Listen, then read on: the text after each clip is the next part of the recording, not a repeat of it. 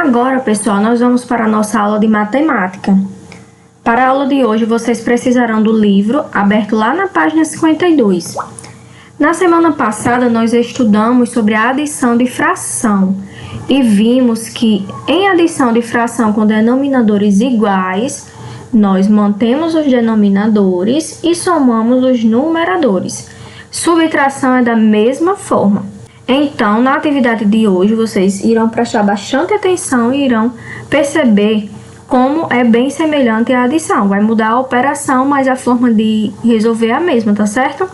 Na página 52, traz aí um problema que diz assim: os sucos oferecidos no lanche também foram feitos com cascas de fruta. Yumi gostou tanto do suco de casca de maçã que foi pedir a receita à cozinheira. Observe a jarra de suco de maçã ao lado e responda as questões. Então, vamos ter bastante atenção aqui a essa ilustração. Que fração representa a jarra cheia? Gente, cada pontilhado desse representa uma parte da jarra, tá certo?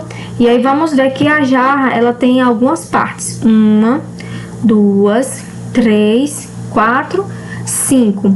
A jarra, ao todo, tem 5 partes. Já sabemos qual é o nosso denominador, porque a jarra foi dividida em 5 partes ao todo, certo? E aí, a parte que vai indicar a jarra cheia. Vamos imaginar que a jarra vai vir até aqui, ó. A jarra ainda não tá cheia, mas vamos imaginar ela até aqui. A fração correspondente seria 5/5, né? Que quer dizer que de 5 partes, as 5 partes estão completas, certo? 5/5 é a mesma coisa que 1 inteiro. 5/5 representa a jarra inteira, não é isso? De 5 partes, as 5 estão preenchidas. Então, vocês irão reescrever aqui 5/5. Que fração representa a quantidade de suco que está na jarra? Agora a conversa já mudou. A gente vai levar em consideração só a parte aqui do suco, tá certo?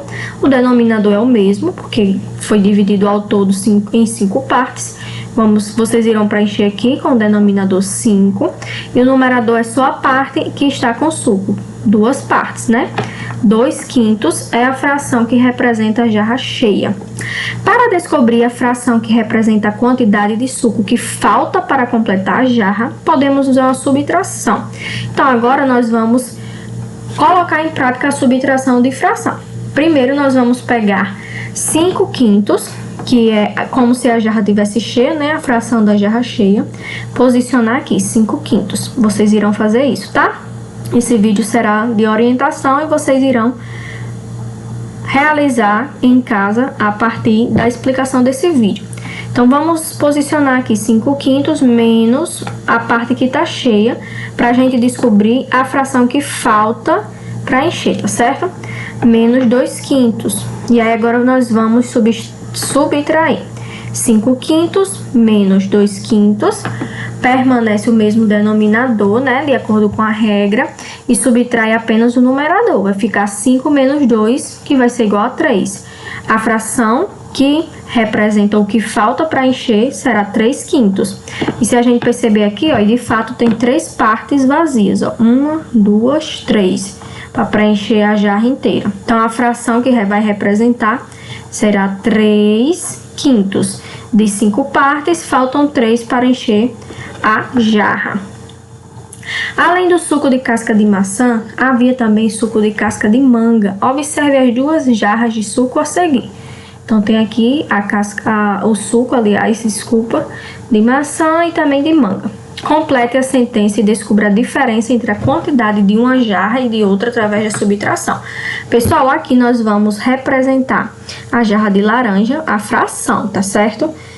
Vamos ver em quantas partes foram divididas. 1, 2, 3, 4, 5. Como a jarra está cheia, a fração que representa essa jarra será 5/5. De 5 partes, as 5 estão preenchidas, tá certo? Posiciona aqui 5/5 menos a fração que representa o suco de manga. Temos 3 partes preenchidas de um total de 5. Então, essa fração aqui será 3/5. De 5 partes, 3 estão preenchidas com suco da casca da manga. Para fazer a subtração, nós vamos subtrair aqui 5/5 menos 3/5, tá certo? A fração de cada jarra. A subtração, permanece o denominador, subtrai o numerador, vocês irão fazer aí na casa de vocês. Quando realizamos a subtração de frações que têm o mesmo denominador, mantemos o denominador e subtraímos os numeradores. Próxima página. Mila pediu à sua mãe que fizesse um bolo com casca de laranja. Quando o bolo ficou pronto, Mila convidou 3 amigas para brincar e examinar o delicioso bolo.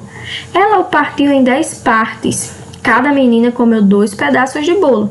Que fração representa a quantidade de bolo que cada menina comeu? Para saber o denominador, vamos primeiro voltar à questão e perceber em quantas partes ao todo esse bolo foi dividido. E a questão diz que foi dividido em 10 partes. E quantos pedaços de bolo para cada menina? 2 pedaços. A fração que vai representar será 2/10.